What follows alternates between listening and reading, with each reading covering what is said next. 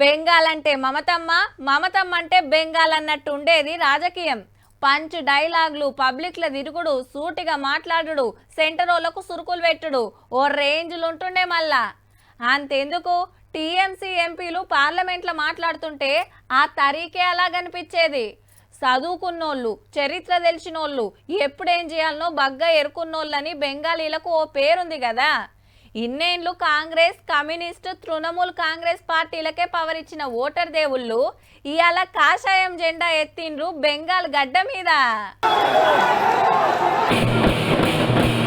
తగ్గఫర్ నడిచిన బెంగాల్ ఎలక్షన్ లా BJP bumper majority తోటి గెలిచిందుల్లా.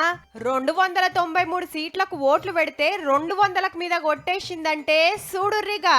అధికారంలో ఉన్న టీఎంసీకి 90 సీట్లు గిన రాలే. మరి ఈ రాష్ట్రంలో కమలం బూసుడు ఇదే తొల్త.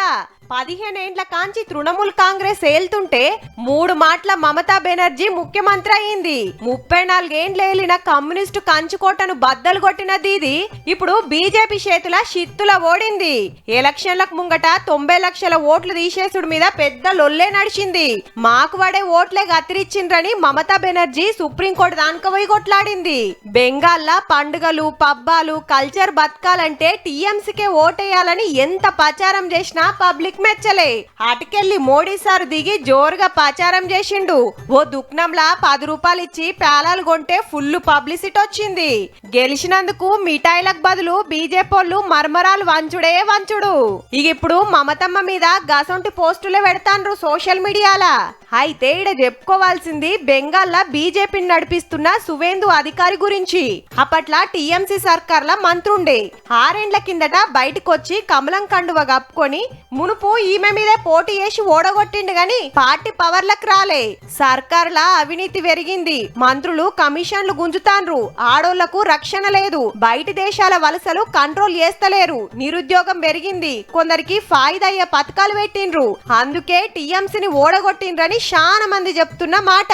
మొత్తానికి ఇంకో పెద్ద రాష్ట్రంలా పవర్లకు వచ్చినందుకు బీజేపీ పెద్దలు ఫుల్ ఖుషిలున్నారనుకోరాదుండ్రి. ఇక ఇటు చూడుర్రి, ఢిల్లీ హెడ్ ఆఫీస్ ల సంబురాలకు మోడీ సార్ ఎట్లొస్తున్నాడో. కార్యకర్తలు జేజేలు వలుక్కుంటా ఒగలొల్లి కాదు. దేశమంతా బీజేపీనే కాయిషేస్తుంది. దేశద్రోహులను గెలిపియరు. మహిళా రిజర్వేషన్లు అడ్డుకున్నోళ్ళ సంగతి చూస్తా అని కచ్చిండు ప్రధానమంత్రి సారు.